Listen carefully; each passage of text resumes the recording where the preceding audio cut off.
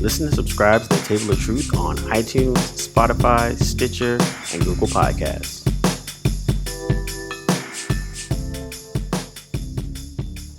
Welcome, everybody, to Blerdlines. This is your man, Cam. With me, as always, is... the other Cam, the last actually Negro, the Woko Kaji, the most respected hater on the planet Earth and the galaxy.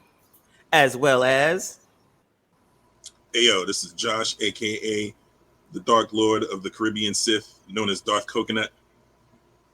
And always trying to keep us a little bit more villainy. Who else is left? This is Lord Professor D of the House Morgoth, second of my name, speaker of the nerds, scourge of imbeciles, and breaker of pop culture and mediocre chains. And we are back talking about Rings of Power and House of Dragon. We're doing a versus, compare and contrast. I'm saying track for track, bar for bar, lyric for lyric. To see, it's been 4 episodes in. We're gonna just do the first 4 episodes. That kind of keeps it tight. A good like middle point, I think. Each show is going 10 to 12, I think it is. So we'll do a wrap up at the end. But then right now we're just gonna talk about the first 4 and see how they've done in their first 4 episodes. And I kind of open it up to the floor, fellas. How do you guys? How do you think they're doing? They're both Trash. fine. They're both fine. Yeah, They're both fine. they are. They are both fine. No, they're good. They're okay. Yeah, they're fine. Like I was hate watching House of Dragon based off the previous history of the. I've been hurt before. You're allowed. Based off Game of Thrones, like I said, the benefit of Rings of Power is that the former writers are no longer associated with it. I'm assuming Tolkien approved, or not Tolkien, excuse me, George R.R. Martin approved this. So it's interesting. He's also a showrunner. He's an executive producer on this, which is also it's a bonus, right? Yep. Let me start off with the pros. I think the acting is superb, and I think overall this is more for an adult audience who like this type of drama. I think it's kind of touching what made Game of Thrones so interesting was the dialogue. We didn't have to rely on over the top monsters or spiritual beings to have a good show. I always like the back and forth writing and deception and the politics in Game of Thrones that I think is kind of translated in House of Dragons. Excuse me. Matt Smith, that's Daemon Targaryen, right? Is that his name? Yes. I think he's a phenomenal actor. I think, most of the characters, the lead characters are phenomenal. One of my few critical things about this is that I think it's moving a little too fast, but I understand why. I get it. I understand why, because it is basically encompassing 3 books, 2 short stories, and which leads into a different book. I'm not going to spoil it if you haven't read it. I went ahead because I was like, who are these people? You know what I'm saying? And I'm using the censored version of what I'm saying. Who are these people, right? If you know the Tommy Davidson meme from that part, you know what I'm talking about. So I did a little research, and the common theme about this, just like Game of Thrones, there's good things never last long. I'll just say that. Yeah. But the CGI is a little whatever about it. But overall, like I said, that doesn't take away from the main plot points and the story and intrigue. And what's cool about these last 4 episodes is like everybody's trying to one up somebody, even though some people have like real malicious intentions and some have like intentions to step over the next person, but not really trying to hurt somebody. Like in the case of Daemon Targaryen. Right. You know what I'm saying? So that was, especially in the last episode, was very interesting. It is a little cringeworthy when you start thinking about the Targaryens, but if you've read the story about the Targaryens, you understand that whole concept and what it is and what led to the events. If you're familiar with Game of Thrones, I think it's all cool. I think the story is cool. I think the actors are the strongest point of the series. Yeah. CGI is a little lacking. I think it's going a little too fast for my taste, but considering what HBO does, this is on par and on pace. So overall, I'm not mad at it. They can only ruin it for me. Like, it didn't start off bad. I was like, oh, this is interesting. Now I get to understand why. But again, I was coming from a place of like, man, I don't want to go through this again if they're going to venture off. I've been hurt before. Yeah, I was gonna say, I think think that's everyone. I think everyone's that way. so. I'm still watching it, but I'm still like, we'll get to Rings of Power, but like I'm into it. But I'm always watching like cautiously. Skeptically. Yeah, you got your guard up, and that's as I've told many people who asked me if I were going to watch it, who said to me flat out, "Oh well, I'm not watching." Still, I'm like, "Well, you're totally within bounds, and you're right to do that because they basically sullied a lot of goodwill for the level of investment that people had in Game of Thrones." Well, all that exactly. Yeah. And the way that ended, not even just the narrative end, but the fact that there was a 2-year gap to get to that was again why they lost so much goodwill. And I think HBO deserved a second shot because they did offer DB Weiss and David Benioff, the two Game of Thrones showrunners. They told them that they could go for another 2 to season 13, however long they needed to finish the story. So just wanted to put that out there that this was something where it was totally on them. It wasn't HBO pressuring them to end it. It was literally they decided, we're tired of doing this. We want to move on to do something else, and we're going to end it and let the chips fall where they may. As far as House of the Dragon, I agree with everything Cam said. I think one of the strengths here. Should we stop? No, keep going. We can edit. All right. So one of the strengths was the grounded narrative. I think you touched on that, Cam, whereas from the point of view of the characters, and it makes the stakes feel personal and real. We know these strong character development from the first episode. We know who the main characters, the main players are. We know what they want, and we know how these wants are going to eventually antagonize one another and cause this generational conflict to come to a full head. And I think that's the part that out the gate, and this goes back to what's good about Game of Thrones is they're really good at their character development. So like within that first episode, you know who the major players are, their base level motivations, and then now you get to see it play out over the next like 4 episodes. Exactly. And I think that's the thing that Game of Thrones has always been good about. Like right when you see some characters, you want to know more. Like even characters that you don't really care about, you're still like curious about. And I think that's one thing that they've always, that I would say, we'll get to Ring of Power after, but that's one thing I would say that it trumps Ring of Power is when I see new characters in Game of Thrones, I'm like, ooh, who are they? What do they do? How do they connect to this? Ooh, they wouldn't show them unless they were important. Like that's the thing that like Game of Thrones, whether you are still mad about the last to now, anytime a character pops up, there's something about them, even if it's just to be filler to get killed in the next 2 seconds. But like they're there for a reason. And one thing I would say about the pacing, I think it doesn't feel as fast. That's the one thing I would say that we separate is I don't think it feels that fast, but I can understand how you can get that because it is moving. Each episode has jumped for 6 months to even between 2 and 3. I think it was 3 years. And so that can be a little jarring, but they're kind of handling it really well.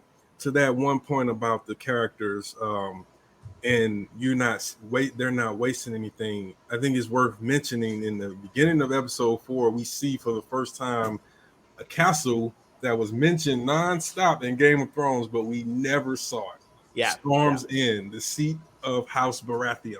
It was so good to finally see Storm's End in the live action. And that moment was great. The kid, by the way, keep an eye on him. Because he will be important later. And I think that's to your point. What you're saying, Cam, is like there is no wasted characters or emotion. There are things that may seem minimum now, but as you see things build, you see that okay, that's not. That character might have been leering at, seeming random that he was leering at Rhaenyra when she was all bloody and stuff. But then we see him in the next episode in the gold cloaks, armor, and he's like in full rape mode, you know. Yeah. So it's like, you know, we connect those two scenes, and they do that really well. Yeah, and I would say like, you know, the production value in terms of like you said, like I was going to actually go casting first. Casting is freaking phenomenal. Like Rhaenyra she is awesome. Like she does a great job. Matt Smith automatically kills it. Like that shit. He's like commanding every scene that he's in. Yeah. Like his like snide remarks to when he's fighting. Like the action scenes are great. Like dude, Doctor Who's doing a good job. Matt Smith had one line of dialogue in episode 3. When he calls out Drahar. After that, he said nothing else. Yep, just kicked ass. Yeah. Chop people in half. I think for me, well, first of all, I think to segue off of what you guys just mentioned, being a huge day one Matt Smith fan from Doctor Who, it is extremely gratifying to see him get a role that he can sink his teeth into. From the time he was cast, from the time the announcement came, anybody who knows me will know that I was like, yo, Matt Smith is going to destroy this role. There was no question in my mind. So that's just extremely, as a fan, I'm not a fan of too many things or people, but as a diehard Matt Smith fan, it is extremely gratifying to see him get on like this. That aside, just the cast in general, like Cam just said, is just absolutely killing it. Millie is just a great. Like I hope to see her in other things. I hope she gets put on with these couple episodes. You know, this is as good a coming out party as you could ever ask for as an actor. Read something where she was like, "Yeah, I was washing dishes when I got the call." Like she was like in a restaurant as a dishwasher, if I'm not mistaken, when she got the call up for the role. So it's classic struggling actor story. Yeah, the story. So it's really gratifying to see her get on as well. Just the overall story, the thing that I love about it the most is Game of Thrones has always made you uncomfortable in its best storytelling moments, and I think the last couple episodes, particularly this recent one last week, was a prime example of that. Just pushing boundaries. It's less an HBO thing, and I think more just a Game of Thrones universe thing. Like they really just know how to and George R.R. Martin knows how to push the boundaries and make you sort of either question or just outright be revolted by certain things that you see. And that episode was just one example of many ways that he knows how to do that. But it's like the car accident that you can't look away from. It's really uncomfortable. Yeah, it's exactly. Very much so. But what the aesthetic doesn't telegraph that at all. It doesn't. The characters and the world around them do not, with the exception of like the moment where Allison says, "You Targaryens sure do have queer ways," for them. I was reading some articles where people just didn't get it. For Daemon and Rhaenyra, and for the Targaryens, lusting after uncle niece, that is not uncommon. It's not something that anyone in their family. Look at Viserys' reaction. He's not angry that his brother, who's 20 years older than his niece, is messing with his niece. He's more angry that he's trying to use her to get to the throne. Yeah, because their ways are queer, but the narrative never continues to ignore those who are watching. We're flies on the wall. Yeah, and they treat it like that instead of. And Martin, he based it off of like the royal family, rest in peace, the queen. And they don't do that sort of thing. That's crazy. Why would we do that? That is just so out of the ordinary for them. They don't be told. Every single great house practices incest. Even the Starks, they just marry cousins as opposed to brother and sister. But they all do it. Every single great house in that story practices incest. The story in Game of Thrones and A Song of Ice and Fire is unique because that was the first time the great houses had broken almost totally from that. The first time that the great houses married each other. Usually they married vassal lords to the people who are like, so Starks would marry Karstarks and Boltons and things like that who were in their kingdom. That's what a unique narrative positioning that he did. There's still a mystery in that story, and different rumors as to why for the first time you had a Lannister promised to a Baratheon and a Stark promised to a Tully and all that, and Aaron promised to, because it never happened before. It was the first time they were breaking away from that true incestuous pattern. But the rest of those great houses, they just marry cousins instead of siblings. The Go one thing that I find as a commonality within this whole series is that everybody's vying for political leverage. Yeah. Whether they marry off their 8-year-old niece to it. Well, according to the text, he's probably 20, but in this show, he looks old. Yeah. And I think that added to shock value. So you got people talking about it when they see how old the King Viserys is, and the Corlys is trying to marry off his daughter, who's probably not, who's not even a teenager. Yeah. Mention that. Yep. So, but like, you got time, girl. You got like and again, to D'Angelo's point, nobody blinked at that. Nope. It was literally even the king was like, she's like 10. Like, but it's not, not the fact that it's his cousin. The point I was trying to make is that everybody's trying to get this is the interesting thing of why I'm intrigued by House of the Dragon, is that everybody's trying to get the political leverage by any means necessary, and you get to see the political maneuvering within the higher heads, the low heads, the people that get ousted. They still, you know what I'm saying? Even look at Otto. Yeah. I even take it a step further.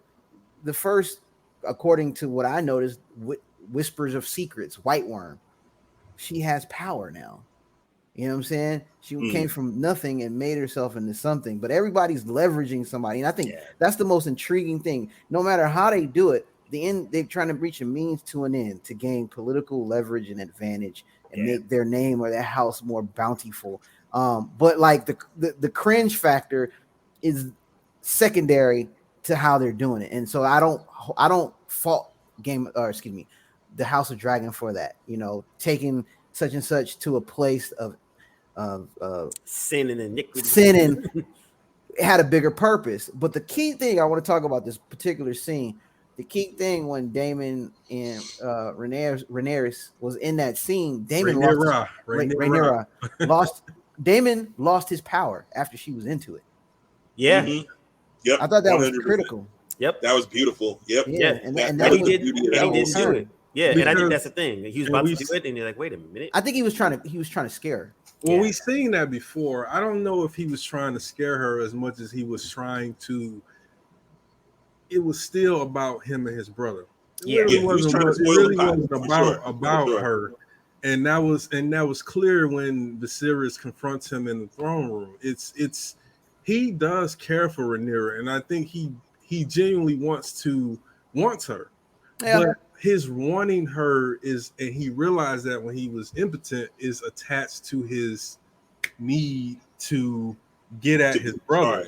Yeah. And he was expecting her to reject him, but when he saw that she wasn't seeing it the way he saw it, the game was no longer fun for him, and he had to remove himself. Before he did, well, he couldn't do it. Again, he couldn't perform.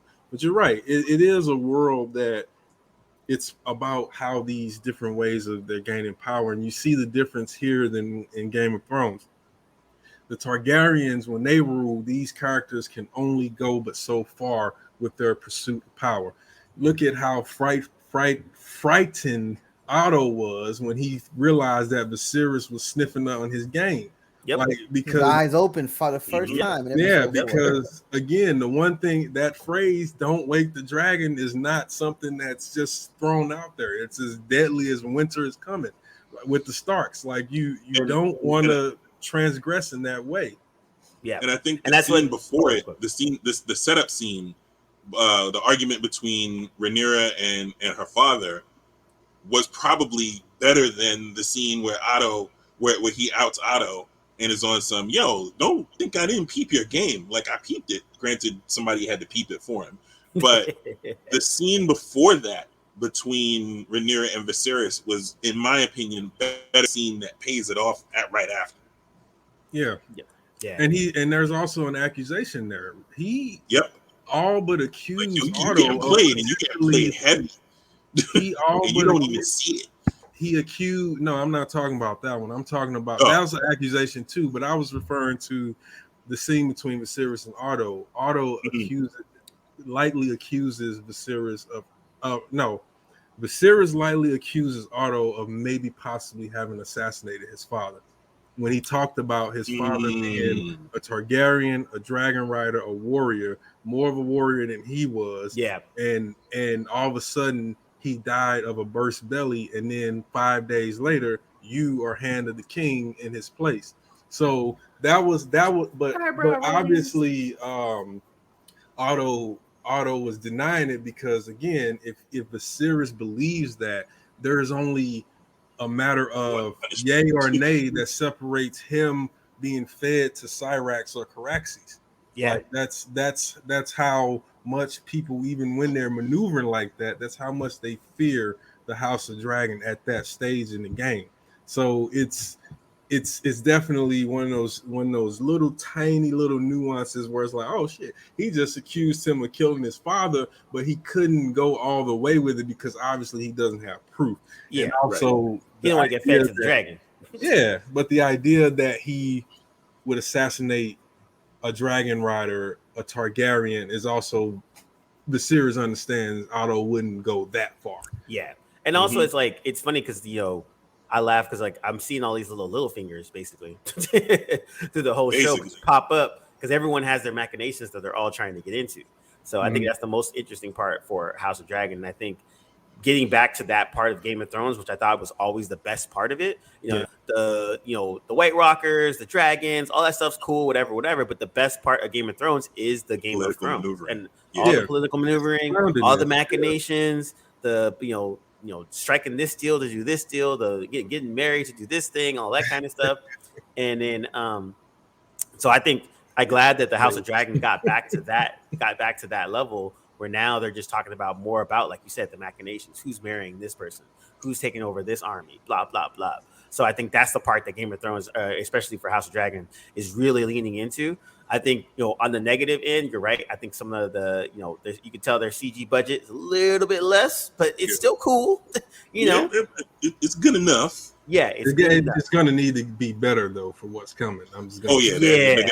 Yes, sir. We got to up that bounty. To be extremely better. Like I mean, if we saw a glimpse of what Dragon on Dragon looked like in Game of Thrones, but this is on another scale.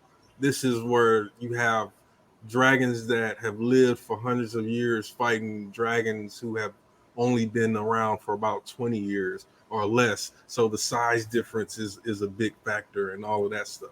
So I'm hoping they pull back on their budget for these first 4 episodes so they can blow it on the later ones. Yeah, I think that's probably what they're doing. That's probably why we only see the dragons a little bit, because even the scene at the episode at the end of episode what was it? I think 3, where we see Laenor Velaryon riding Sea Smoke. That's not great CGI. It didn't look good, especially in comparison to what we've seen with Daenerys on Drogon and all that stuff. So like that told me, okay, they're trying to give us a little taste, but they don't have they skim the budget so that they can prove that this will work. I think HBO is cautious to not throw all that money at the first season when it could have all just implode or go by the wayside. My advice to them is keep up the good writing. You don't need great CGI. That's not what these stories are about. Yeah, I agree. The downfall of Game of Thrones is, again, when they wanted to make the White Walkers and the dragons the focal point of the story, and they put all that money into it, and whatever the reason, whatever happened with Game of Thrones after season 5, it just went downhill. The reason why we like Game of Thrones, and I am starting to have some type of affinity towards the House of the Dragon, is again, the dialogue between characters, the world building or the character building, excuse me, uh, between all these characters, and I'm trying to get familiarized, and the stage is starting to be set. Now, like I said, I do think it's going a little bit too fast, but I understand why it's going too fast because we're getting to the meat and potatoes of the story. And when the players are set, because if you're going to tell this particular story, this spans over a Yeah, few different. 120 years, something like that. Rhaenyra starts the story at age 15 or 16. By the time the totality of what happens, she's at least 32, 33, Yeah. Oh wow, something wow. like Yeah. that. So Okay. this is again, that's the reason they're getting all of the prologue, the stuff that the seeds that lead to the big fighting or the civil war between House Targaryen. That's why they're moving through that. But so it's like you said, you understand it, but it can be a little jarring if you're watching week to week. Yeah. So I mean, at the end of the day, like I'm okay with it. Like I said, they can only go down from here. Mm-hmm. You know what I'm saying? Mhm. So they've already set a precedent on good dialogue, which I like. I haven't fallen into.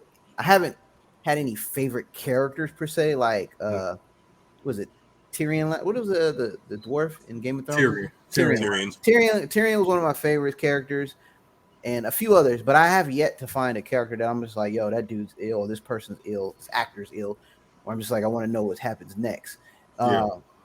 So with that said, like I said, I'm not gonna like totally shit on it. I mean, it is HBO, so I did expect a little bit more in terms of CGI. But that's neither here nor there. That's not gonna take away from the story because again, I don't need to focus on the dragons.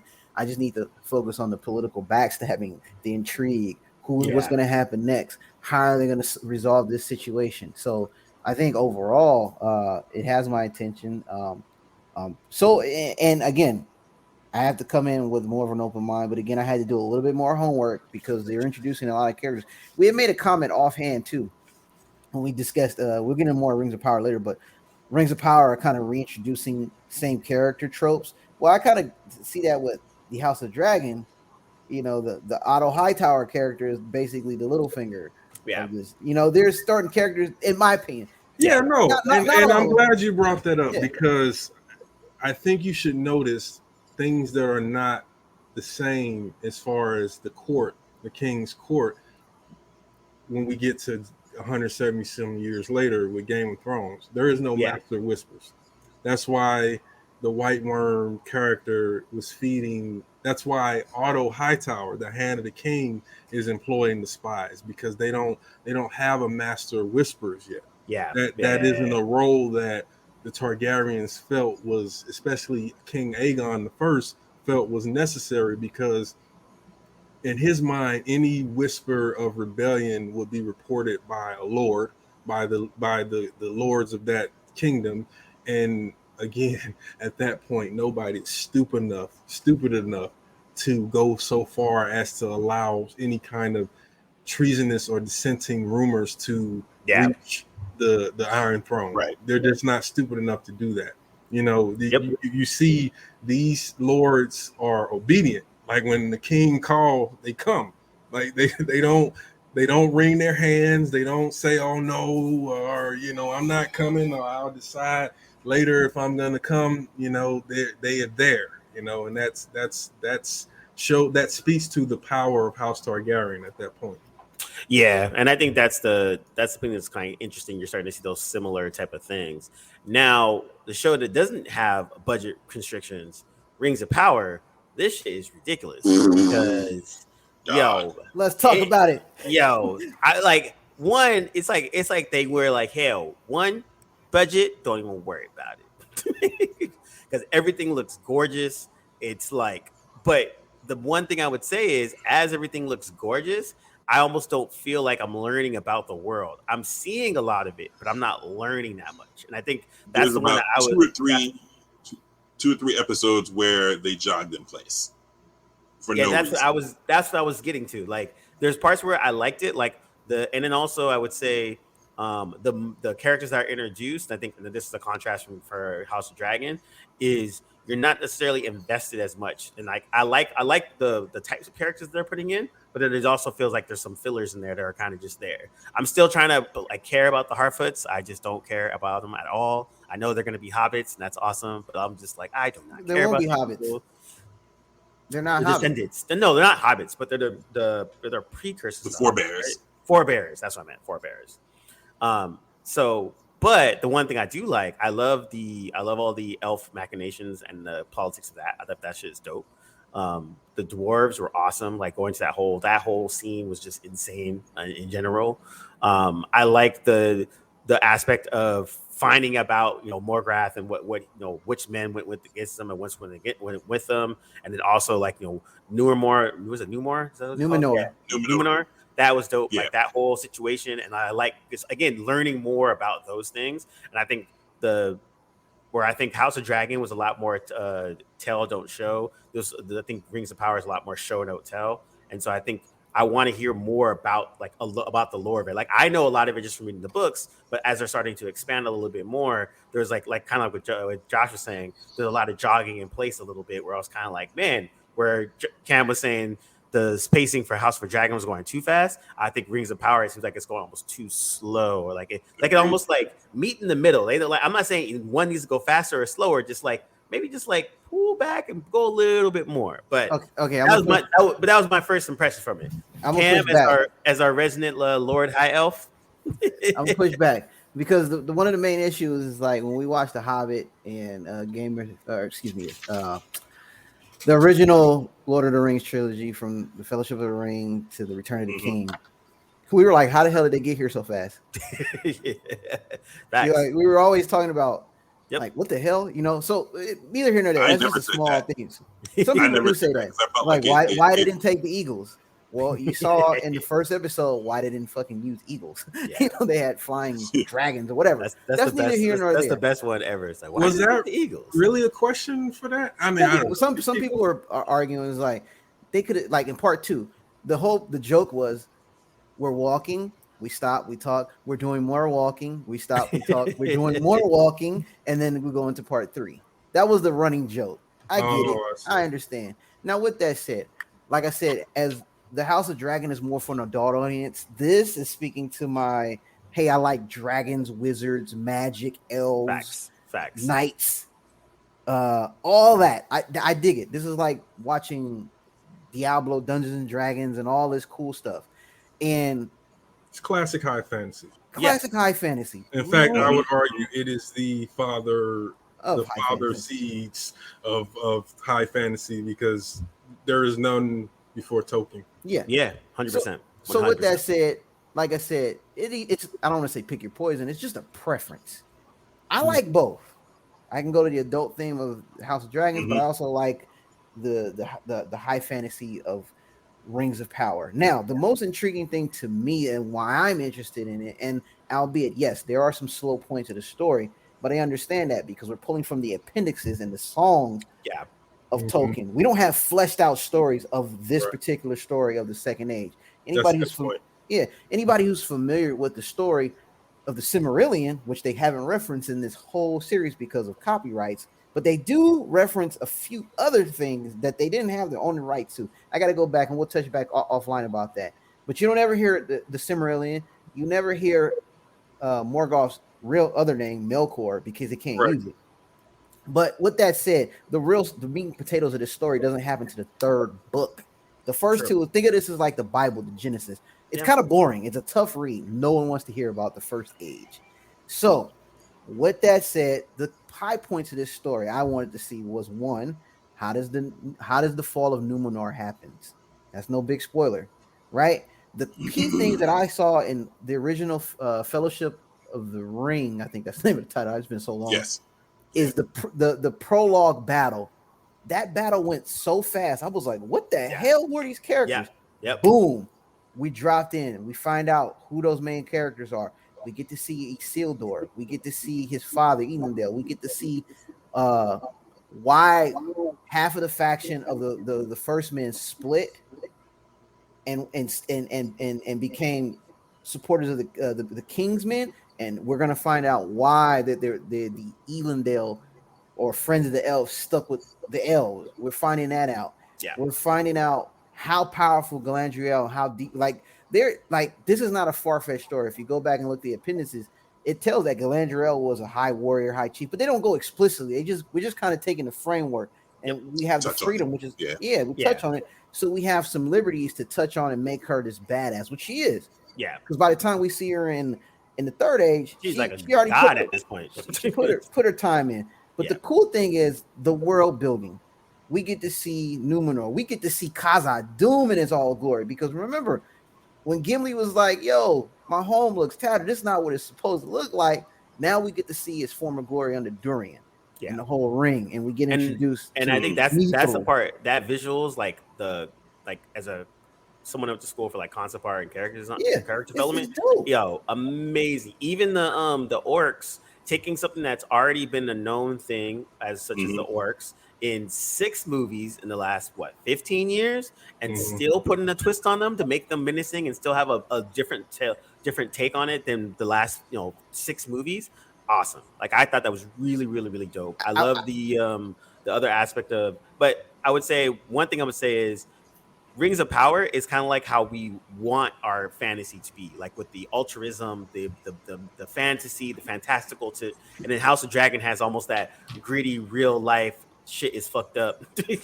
Everyone's out for each other. Ain't no good, happy endings out here. Yeah. Well, one of the knocks I do, and I take heed is like, there's a familiarity with certain characters. You're like, oh, this is the Aragon character. However, I don't think this is the Aragon character. Yeah, not at all. And some of these characters, I can see it though. You're right. And some of these characters are made up. Like I didn't know Isildur's sister. She wasn't in any of the stories I read. So again, they've taken some liberties to flesh out some storylines, which is cool. And they kind of flipped a few things, really minor stuff. It's like worrying about Tom Bombadil. You'll never hear about him, right? Whatever. And I understand, some of the characters are we haven't fallen in love with the characters. Why do we want to root for Galadriel? Why do we want to see what's going on with Elrond?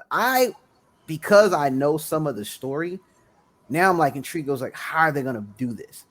What's next? It's like a very surface level expectation where Game of Thrones is like, man, this is brewing.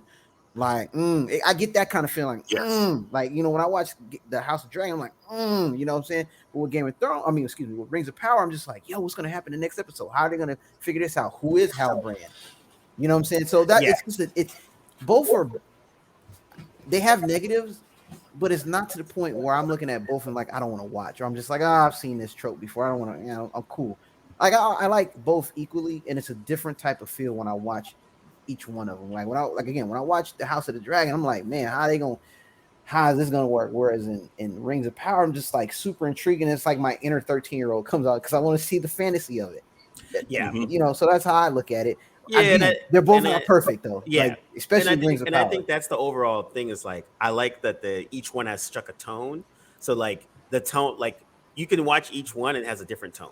And I think like, just with Rings of Power alone, just having the Harfoots and their whole situation changes the tone of the whole story a little bit. Cause like they're a little bit more, happy, they're plucky and stuff.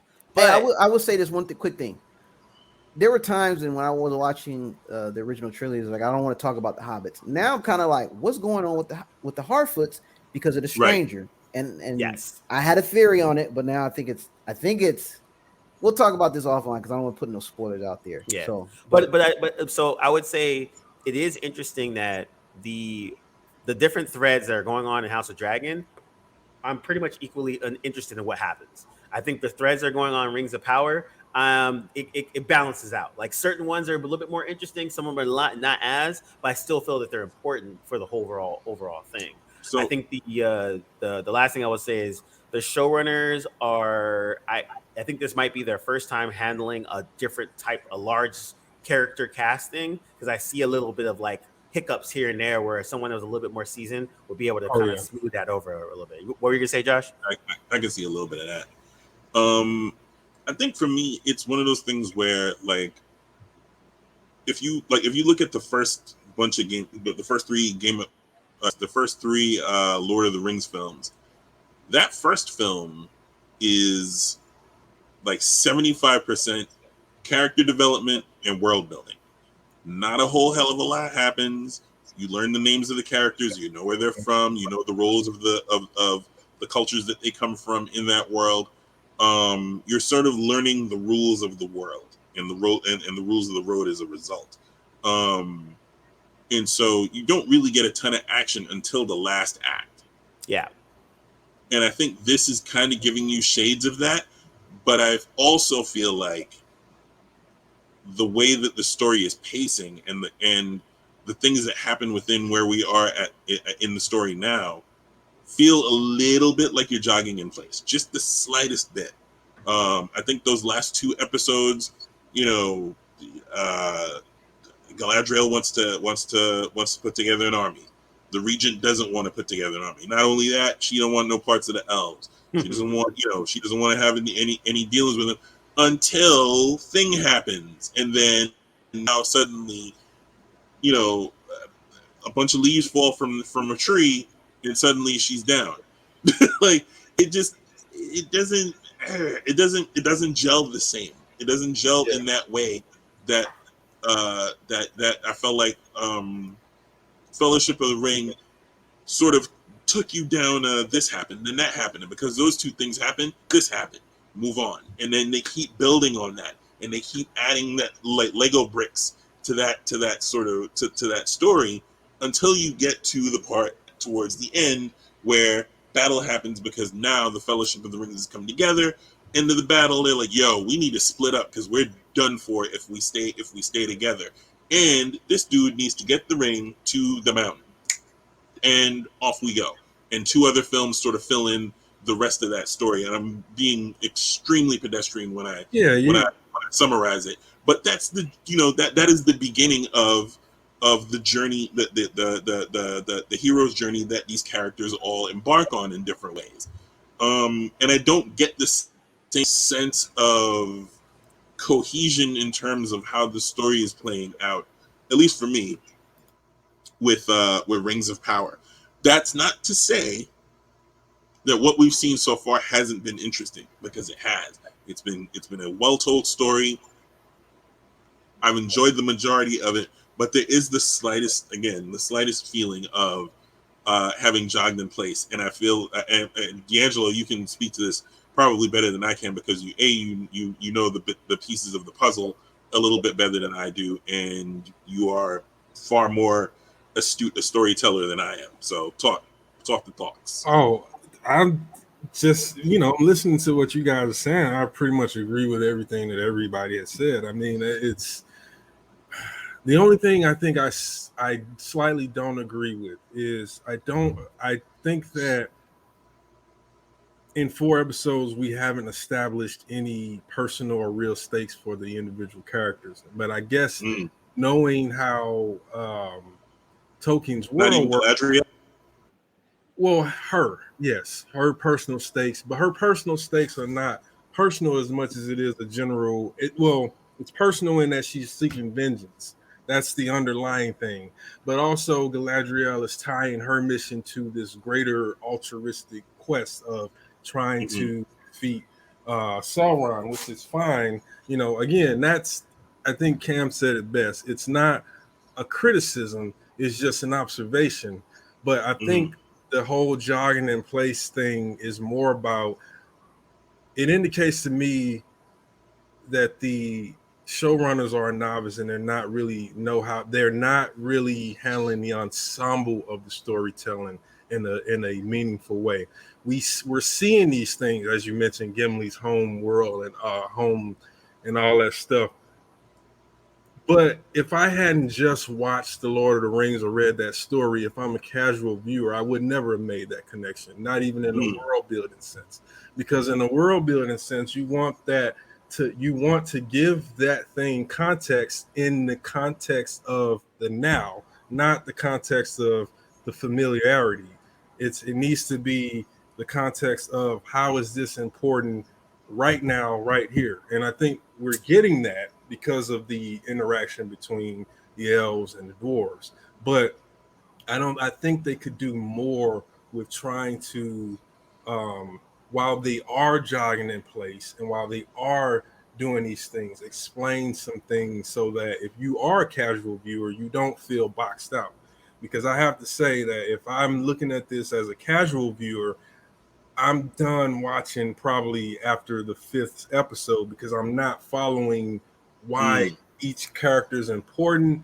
You know, we got a whole episode where we didn't see the Harfoots or the Stranger this last week, right? I think 4 they didn't appear, and 4 felt like they moved. You know, now we're getting into the Numenor prophecy, and or not prophecy, but what's gonna become eventually a Numenor, and but we don't get a lot of this interpersonal building between the characters. Why is the Chancellor important? What's his game in all this? And um, what's the strength level or threshold of the elves? Why is it Galadriel able to molly whoop 5 armored knights and throw them into a so I guess for me, I love the fantasy world. I love the magical elements. I love Tolkien's world because Tolkien's world represents hope, right? Yeah. So Tolkien wrote his stories during either the first or even the Second World War, because if you think about it, Morgoth kind of represents what he did, kind of represents a little bit of the World War One, the world during World War One, and Sauron being the Hitler-esque of okay, he took it to the next level, Yeah.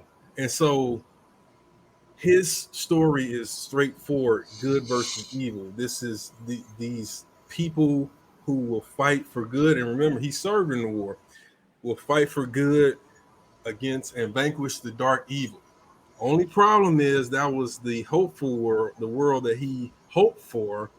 George R. R. Martin inherited the actual cynicism that would come in after those 2 worlds, and that's why you see a more cynical subversion of that hope in House of the Dragon. So, taking both stories together, I think it's a great time to watch both of them because one again is a more hopeful, altruistic narrative, and the other one is more about the cynicism that emerges after these when you examine how these institutions rule over humans and how humans interact in these institutions. We don't get an examination of institutions in Tolkien. You know, it's good, bad, right, wrong, evil. You know, light, dark. You know, even when the new character Arda or whatever, the father of the orcs, you know, he's saying, you know, they told you wrong, the history wrong. You don't actually believe that there is a nuanced point to his argument.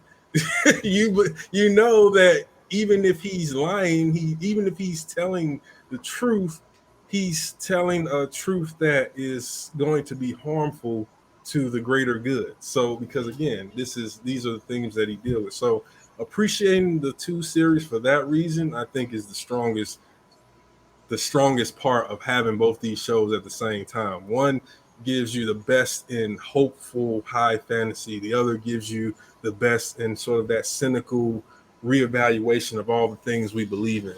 Hey, Yeah. Can I? It's not a counterpoint, but just to kind of add on, you made a good point about if you hadn't been familiarized with either the series, I think the House of the Dragon could stand on its own, Yes. as a standalone series. And the reason why you made up a point about the cynicism of that world. Well, what can us viewers relate to in the real world? The cynicism.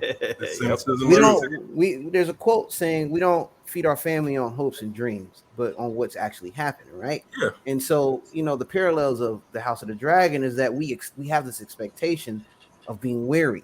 I'm watching the House of Dragon with a slight cynicism and weariness and protecting myself, whereas in the Rings of Power, I can fantasize about this hopeful world, this world building where I can lose myself. It's a fantasy. That's the whole point of it. But I think fans coming into it who are not familiarized with both works can relate to the House of the Dragon more, is because it kind of relates to the real world problems that they may be used to or influenced to. You said it yourself that this is kind of based off the royal family. We are familiar with the royal family. We can identify and have some type of connection to that, whether it be from a distance or being familiarized with that family. We look at the House of Dragon; it's like Succession. That was the first thing I thought when I saw this. I was like, "Oh, Absolutely. I get this." Now, when I watched the Rings of Power, I can't really compare it to anything except itself. You know what I'm saying? Yeah. Because it's the first of that genre. It's the Yes. seed, right? Absolutely. So that could either be a good or bad thing depending on how you look at it. So I thought that was that's a good point. very astute point of how you can come into it as a standalone viewer without being familiarized with the previous work. Yeah, and I think that's a good add-on point, because I think if House of the Dragon didn't exist to compare to, Rings of Power would be received a little bit the reception, because obviously we have a whole host of people that just want to hate it because of the diversity that's added to the story. Those people being put into a cage and a freight box and shipped to who gives thrown into the sun. Yeah, exactly. I mean, personally, I personally didn't want to talk about any of that just because it's annoying and just silly. Oh, I just brought it up to say that we should, like Josh said, put them in the rocket ship and shoot it on to the sun. You know what I think? I think they should all go outside and touch grass and get a light. Exactly. So touch some grass, eat some ice cream, do something, but stop worrying about fantasy stories that people made up. Yeah, like I can't help but bring up the point out Ms. Marvel. You know, people talk about how there are people who are very happy to talk about the fact that that was the lowest rated, lowest viewed Marvel show to date before she. But people don't. It was the least viewed amongst white people. People of color were all over it, and it's the highest rated people of color show that they've done amongst people of color. 1, 2. When you weigh the numbers against shows like Succession, against shows like Industry, the numbers are almost identical. So you can eat a fat one.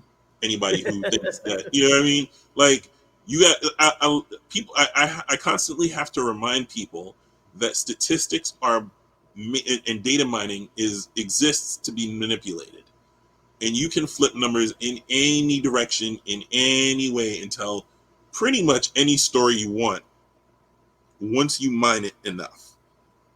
So, you know, people, so to the dummies that are out there on some, you know, well, why is there a black Targaryen? You know, because it's fiction and they wanted to and they felt like it. Maybe just to piss you off. I hope they did it to piss you off. And white blonde dreads look awesome. You know what I mean? Like, who cares? Come on, man. Why do you? Matt Smith is not blonde. Yeah, the blonde people out there who are like, well, he's not blonde. You know, I don't know why he's on the show. Put it like this. Put it like this. And I'll end it. This part of that segment for me.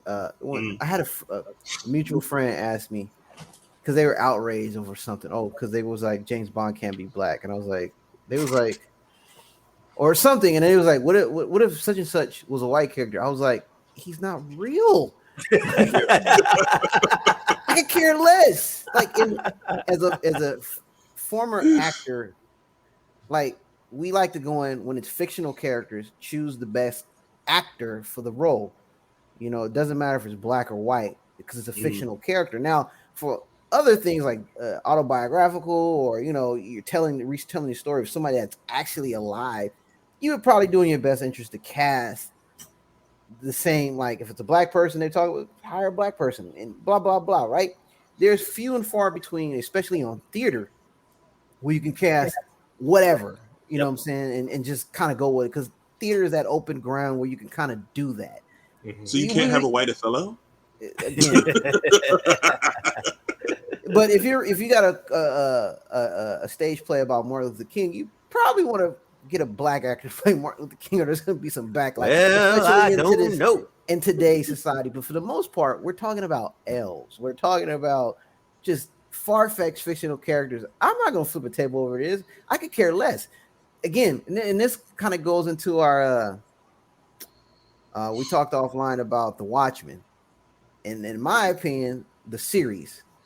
I think they put a little too much on it. I get it. Inclusion, diversity. We were in that little transitional phase. I didn't need it. I ain't mad at it, but I was just like, all right, cool. Whatever about it. But again, these are fictional. That story is really unique by comparison because the hooded justice never had an identity. Yes. That was it wasn't needed. But my point being that when what's his name who wrote Alan Moore? No, not Alan Moore. Alan Moore, yes, but who adapted? Damon Lindelof? Yeah, Lindelof. His storytelling choices made it make sense because, again, by introducing this story about, because that's what Watchmen was about before. It was about this reevaluation of historical moments, and the players who kind of shaped them. So the idea of having, not to get too far into it, but the idea of having hooded justice who existed during that time be black, it made sense because of the A to B to C narrative that he had established. I didn't see it as being sort of low-hanging, trying to impress the diversity or the zeitgeist of the time. It uses the zeitgeist of the time, the spirit of the time, but it uses it to tell a much important apotheosis in which we see a character's origin story born in the classic hero fashion, born of pain and trauma, but this is a black face and a black narrative, and specifically idiosyncratic to America and to that story. So to me, it didn't really come down to, they were just they were giving us these black Dr. Manhattan, who is a god. So again, there's your justification of that. The scene, he literally says, I can be anyone you want me to. He could have been a Chinese woman and it would have still been the same thing. So that was my take on it. We're a little bit distant in terms of looking at it that way. But I didn't want to go too far. I just wanted to break that down and try to make it make sense the way I saw Watchmen, if that makes sense. And so to bring it back to Rings of Power, I think, the diversity aspect of the show actually to me is cool. It adds to it. It doesn't really take away too much of it. It doesn't take me out of it. Doesn't add anything amazing to it, but it's fine. I think that's the part where I was like a little confused because I was like, as I was watching it, I was like, all right, there's a black dwarf. Why wouldn't it's fine for both shows. You know what I mean? Like, it works and it works well. It doesn't matter. Like the whole point of having inclusion and diversity. God, I hate that phrase. But the whole point of having inclusion and diversity is to make it not matter. Yeah. Like the characters are just the actors are just good actors playing a role, and the characters don't have to be black. And we cast the best dude for the role who auditioned for it or we want it. And then hey, at the end of the day, they had John Wayne playing Genghis Khan. Come on now. I mean, and Yul Brynner played Ramesses, and so it's like that's their legacy, and that's sort of when you got one finger pointing at you, 3 fingers pointing back. Blackface, tanning of the skin. This is their legacy. So now when you finally put someone in the role just because they simply have the acting talent and not because you want to tell a black story, but your policy says you cannot hire a black actor, so you tan up some white actor, whose legacy is that? There was 50, 60 years of that. Hey, can I add one thing real quick? When I watched Aliens, and what was her name? Ramirez or Rodriguez? She's not Latino? Yeah. Latina? Yeah, I didn't even care. I was like, yo, she did a good damn job. I was like, it happens. It happens. I mean, it's just one of those things, I think we forget that we clearly see that Tolkien's entire world is a segregationist playground. 100%. I'm not even saying that to be cynical. I'm saying Harfoots stick to Harfoots. Yep. Hobbits stick to hobbits. Elves stick to elves. Men stick with men. In the second age. in the What's second that? age. They stick Yeah. with men in the second age. Yeah, They used to exactly. be. They used to be together, and then, something fell apart. And then So some fell But- apart, but now it's massively segregated, and Yeah. that's. But you get that even in The Hobbit, even in Lord of the Rings. Like his world is holistically It's true. It's true. Yeah. and that's what some of these idiot fans are complaining about in terms of the diversity, but they're confusing two things, and that's all I'll say about in terms of that. So because it's incredibly homogenized, it looks very segregated. But and it is. It's just it's not meant to be malintent in terms of its segregation. It's meant to denote that this is how these groups grew close and were able to over hundreds and thousands of years to build what they have at this point. Yeah, Whether that's good or bad, that's up and to I the think that's parties. to the diversity and inclusion situation is like it. Once diversity and inclusion will end when we don't have to talk about it. It's literally what it comes down to. It's like But we don't make it a thing. Yep. Yeah. When you just watch it and you're like, yo, that guy sucks. And he just happens to be a trans man. Yeah. Or he You know, happens to be black. Or he happens Right, to be this. without making it you're anti whoever Without that making person, it- whoever, without whatever making that it a person thing. identifies Yep. as. It's like, I actually just don't like you because I don't like you. Not because of your specific identity. Yeah, I mean, Cam and I are both on record saying, just because you black don't mean that we gonna measure you with the same yardstick. Either it's good or it's not. Either you're good in it or you're not. All kinfolk ain't skinfolk. Yeah, well, I All wouldn't. skinfolk ain't kinfolk. I wouldn't be the breaker of mediocre chains if I followed that. of being kind to my people and grading on the curve. No. It needs to be good on its own man. merits. The It grading needs to of be the good on its curve. own merits, and then yay, black people are in it. Second. Yeah. When I watched Black Panther and I was working at Marvel at the time, watched it as a company 2 weeks early, and after we came up, go to my coworkers and they're talking about Black Panther, and I was like, oh, how'd you get? They're like, they asked Cam, oh, hey Cam, how'd you like Black Panther? Well, I was like, first of all, I'm black, so I loved it, and they're just like, I don't know how to answer that. And then I was like, all right, now that I got that out the way, now I can talk about the real shit. Third act was whack. First two were cool. This is things I like. These things I didn't. Blah blah blah blah. But I think that's the thing where it's like, yeah, we want as if people in the creative sphere, we just want to be creative and then be judged by your creativity. You don't really care about the diversity, the equity, all that. You just, like, is it good? Is it not? And then why? And then like, how can you get better? Yeah, is it good? Is it good on its own merits first? Yep. 100%. Yeah. Second, like, yay, black people. Yeah, exactly. And then because and that's the other thing, acknowledging the fictional component and remembering that. Remember that somebody sat down, maybe used some influences from the world around us, because that's what all writers do. But someone sat down and created an entire story from nothing, which means that there's no rules unless they wrote them down. This person is black because of this and this and this and this and this. That's how it works. Otherwise, it is fiction. It is not meant to be taken. Someone was writing, I read the article about someone saying, oh, Rhaenyra could have taken steps to not get pregnant because they had that in medieval times. I was like, please take your pen and give it to the editor and retire. Like, you just don't never need to write another article that's published in any kind of publication. This is not a lifting of medieval times. Yeah, It has no bearing. It is fiction. fake. It is fiction. It borrows from those things. Do you know what borrow means?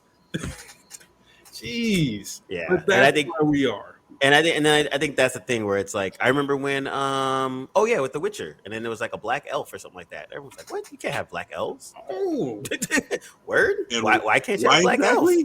Why exactly? Like, just don't bring history into it. Like, that's my thing. Like, you can see parallels where the Arthur was influenced, but do not say, oh, Rhaenyra lost her agency because she chose not to use the medieval contraception that could have prevented her all this, and that would have kept her ace. I'm like, what is this person talking about? Yeah. Why are they bringing up actual medieval? New Go thing. ahead, Josh. When you quote silliness like that, you have to use the nerd voice. Otherwise, it's not valid.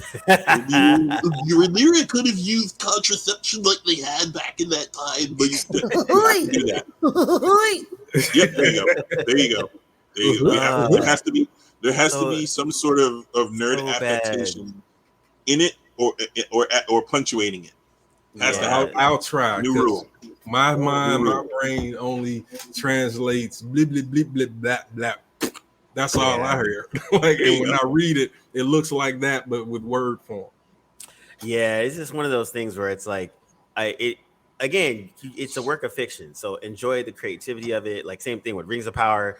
The whole time I was watching, I was like, yo, so everyone that worked on this show, especially all the CG dudes, like all of the like the visuals, the world that they were showing, and everything else looked amazing. It came together beautiful, dude. And it looks so good. Yeah, like, and you cannot ask for something better than that, especially given how many storytellers, showrunners, and we're getting a lot of fantasy now with the Sandman, with Rings of Power, Game of Thrones, House of Dragon, The Witcher's going to be coming back. If there's anyone out there still watching the Wheel of Time, that's going to come back for a second season. I should probably watch that before it comes out, the second season. I think Amazon is going to. I've tried 3 times. I can't. I just can't. Wait. Who wrote that? Who That's Robert Jordan, but Robert Jordan is years like known after for like Tolkien.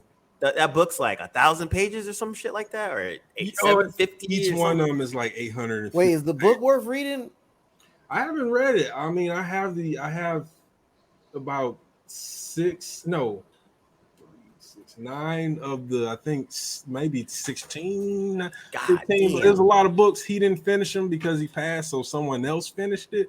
So it's a really weighty narrative, but I don't think it stands out as much. It has a following. Don't get me wrong. They do have a following, but it doesn't stand out like Game of Thrones or Lord of the Rings, Tolkien being the Lord of high fantasy, no pun intended, and George R. R. Martin being sort of the writer that stands out, that subverted all of Tolkien's tropes, his high fantasy tropes, the king that is good because he is good. Like he's like, no, there are kings who are assholes and they inherit that throne.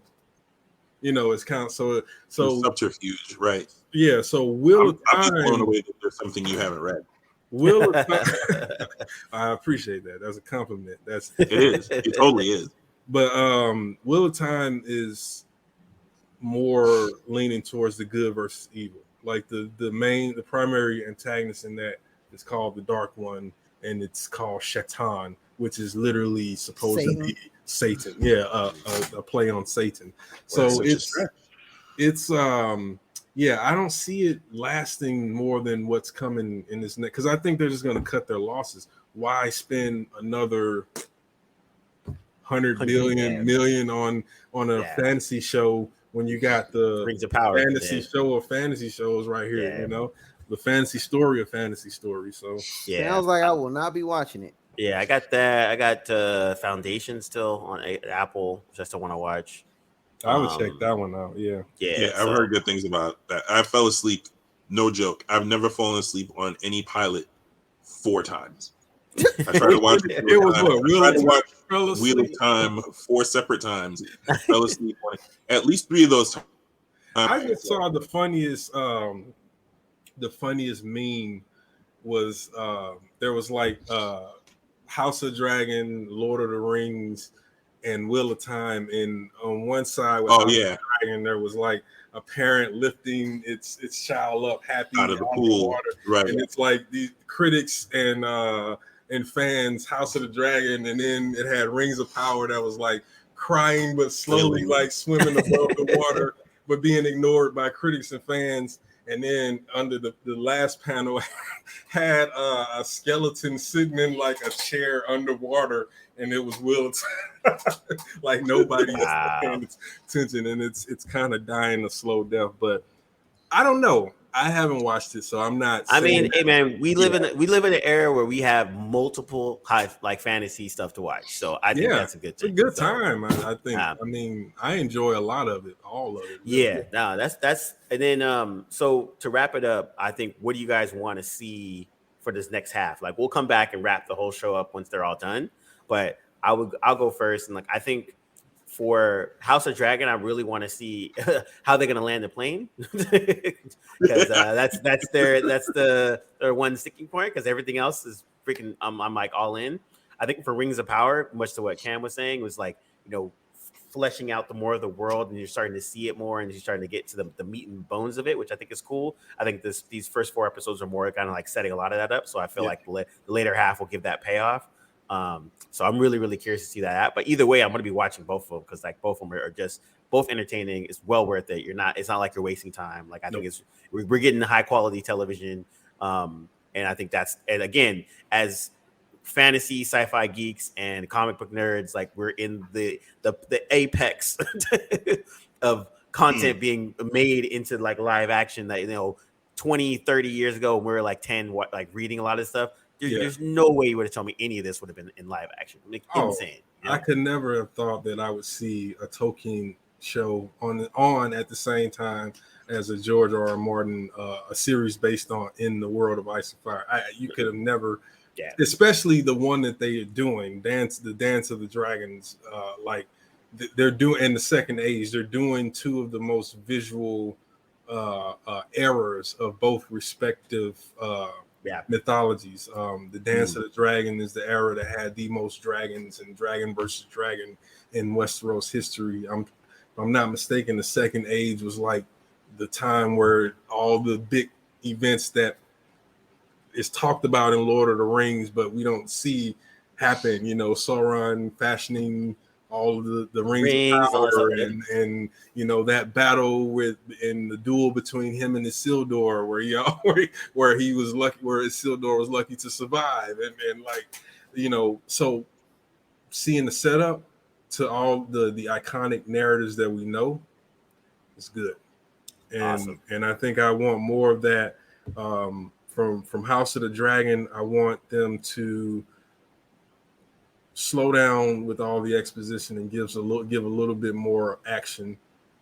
even if it's small, quiet visual moments like the boar fight or the things like that, or like the tourney. But there's a lot of exposition. I understand why, but I feel like that needs to slow down a bit. And then with Rings of Power, I think it is just going to be more so rounding out these characters and why we should care about them other than they're on this side or that side. Yeah, definitely. Josh? To something that you guys mentioned a second ago, as a kid, one of my introductions to collecting comics was Secret Wars. I didn't really start I bought random stuff. Ooh, that cover looks cool here and there. But I remember seeing Secret Wars. I remember, and the first one that I read was the black costume issue, where Spider-Man gets his black costume. And I doubled back, got all the other ones, finished Secret Wars, and I was so taken by it that I never wrote Stan's soapbox. I penned a letter. No, sorry, typed it. Borrowed my mom's typewriter and typed out a letter to Stan. This needs to be an animated series. I need that in my life. Everybody will watch that. You got Spider-Man and his amazing friends. You have the Incredible Hulk. We need Secret Wars where everybody's in it and everything happens. And so, to my point, to get to the point that I'm making, like you said, you would never have thought in a million years that you read some of these books and you end up seeing them not just adapted, but faithfully adapted. I mean, House of the Dragon is pretty much, is pretty close to the book. The first few seasons of Game of Thrones, pretty close to the book. They don't really deviate all that much. It deviates the further in you get, and then goes completely off the rails by the time you get to season 5 and 5, 6, and 7, 5 through 8. But I mean, what a time to be alive, man. Like these are good shows. Yeah, man. As much as we might say, as much as we might complain between the two, it seems like we all landed on Rings of Power sort of not getting its footing as fast as House of the Dragon is. That said, I'm still watching it. Like, it's still watchable. Totally still optimistic Yeah. about where they're You know what I going. Yeah. Yeah. So, I mean, grand scheme, I don't have anything negative to say about either one of them. Like, they're both doing the job. It's just one is jogging a little slower than the other, and somebody's got to come in second. So, if that's where it comes in second, and this is the worst of it, and this is the growing pains of that show, we've sat through worse for longer. You know what I mean? So I'm all on board. I'm all in with both. I mean, I'm enjoying House of the Dragon more, but Rings of Power is definitely showing you some things, and we all know that the things that they're showing you, like the beginning stages of this is the first season where this team has worked together. There's no established anything as far as this stuff is concerned. So they're sort of filling in blanks and sort of putting together stories, like you said, like D mentioned, from stuff that's only been passing mentions in the lore of Lord of the Rings, The Hobbit, the Lord of the Rings trilogy and the Hobbit trilogy. I think they're doing pretty good so far. So, I'm in. I'm all in. I'm all in with both. Yeah, that's my final word. And then Cam? Yeah, you guys kind of touched on it for the most part. Like, I'm excited to see the next episode for each show. Let me take the word excited. I'm just intrigued and willing to engage and watch the next episode. It hasn't given me a reason to be like, I'm not tuning into this anymore. Like for instance, one of the Marvel shows, I was just like, I can't watch this anymore. I'm just like, 2 episodes, I'm over it, right? And it's only I actually didn't watch Miss Marvel. I should watch it. I just wasn't into it. And I didn't even give She-Hulk a chance. I was like, let me know how it is. And then I started seeing the backlash. I'm like, I'm good. I don't need to watch that. It's not going to hinder me from further Marvel shows. Whereas this, I'm already a big fan of both in different capacities. Yeah. Anything Tolkien-esque where I can learn get additional insight on other characters that were either sung in song or had a blurb in the appendix, I'm game. Yeah. House of Dragon, what intrigued me is that they have the potential to recapture that magic what the first 5 seasons of Game of Thrones has. Give me that. We're good. I'm not going to be overly critical on the characters, how close it is to the story. It's pretty on point with a few liberties here and there. Yeah. And it's minor gripes. Overall, I think they're both great shows in their own right. And if they continue this, like I said, cool, because Amazon has all this money. Just give me what I want to, like what I've read about, and just show that world.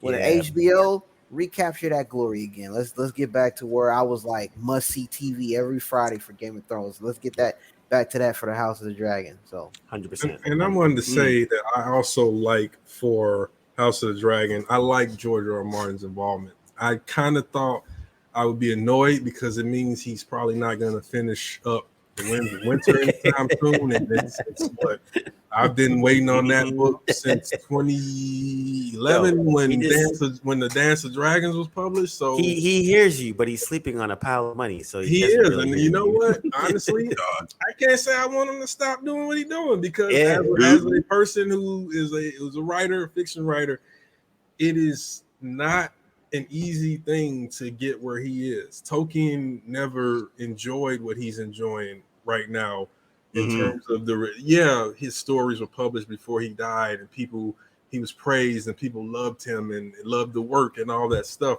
But he never saw his stuff adapted to like its most epic potential in another medium. Like he never saw any of this stuff, and he definitely didn't reap the financial benefits of it. So, I don't blame George R. R. Martin for the position that he's taken, whereas he's like, you know, I am going to finish, but at the same time, I'm enjoying the fruit of my labor because, you know, as writers, as storytellers, it's hard to make that amount of revenue for your stories, like untold amount, and especially in TV. Like, you know, 7 Harry Potter films probably made way more than Game of Thrones did over that 10 years, maybe, but faster anyway. But again, TV on that grounded form, it's like, but with his involvement, more detail, like more verisimilitude, things that the first show did not even address, and it more hurt faithfulness. It hurt them along the way, because then when they had to deal with it, you didn't establish it, so now the audience is confused about it. So in this situation where you establish it more. Yeah, and to your credit, you're right. I think kind of like with The Expanse, when the writers were a part of the show running team, it helped the show. And this definitely, these 4 episodes you're seeing here, definitely are trumping the last 3 seasons of Game of Thrones. If it's a change, it's like, okay, how would you that's why I brought up the point about House Velaryon. It's like, no one can say that if it was George R. R. Martin who went to Ryan Condon and said House Velaryon will be black. Guess what? Because that is how I originally imagined that Velaryon house. And the reason I'm sure he had to change it, because in the art, they're white. They are in a lot of the artwork. But imagine a publisher taking a writer taking a concept about high fantasy with a powerful black noble house in the 80s. You know what I mean? Like, you're probably going to get that pushback. Oh, that is so unrealistic. Do black people even read fantasy? Do they even know what it is? Okay, we'll make House Velaryon white.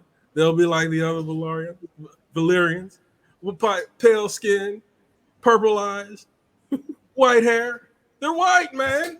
And so that is my point about the author being involved, is that you cannot question these changes when the creator, the person that did the God work, is sitting right there, and they say, yes, that's how I want it.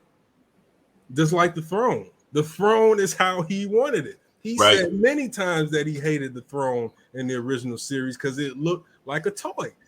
You know how many times Joffrey cuts himself, like Viserys is cutting himself on the throne? Like, Joffrey cut himself a lot on that seat. Cersei would have been hacked to pieces because the throne rejects, as you see. Yep. Those little details with the author involved, it makes the experience of the narrative so much better. Yeah. It's way tight. And then it definitely shows, and it's better for all of us because we get to enjoy all this stuff. All right, well, thanks for rocking with us. We had a good time. The verses between the House of Dragon, and that's another thing. I saw someone say black people just say House of Dragons, and it's actually the House of Dragon, but whatever. Did you notice I said that? Yep. I said the House of Dragon. Yep. The House of the Dragon. Is it the House of the Dragon or House of the Dragon? It is the House of the Dragon. No, it's not. No? No, it's not. It is stylized as either Game of Thrones, House of the Dragon, or House of the Dragon. It is not House of the Dragon. That is not the official title of this TV series. If you are referring to, in proper form, House Targaryen, then you may use that colloquial phrase, the House of the Dragon. But if you're referring to the show, it is House of the Dragon or Game of Thrones, House of the Dragon. So there's no D in it. There is no V. And no S at the end. Dragon. That's the other aspect. People say House of Dragons. See, you be your own people. House of Dragons. These are individuals who think they know, but they don't read. Because they don't have the problem. Right? Thank you. You have to read before you That's why I always say, who are these people? Who are these people? Folks that they don't read, or they read only at a certain point, then they stopped. So the House of the Dragon, son. The Dragon. House of Dragon. House of Dragon. Yeah.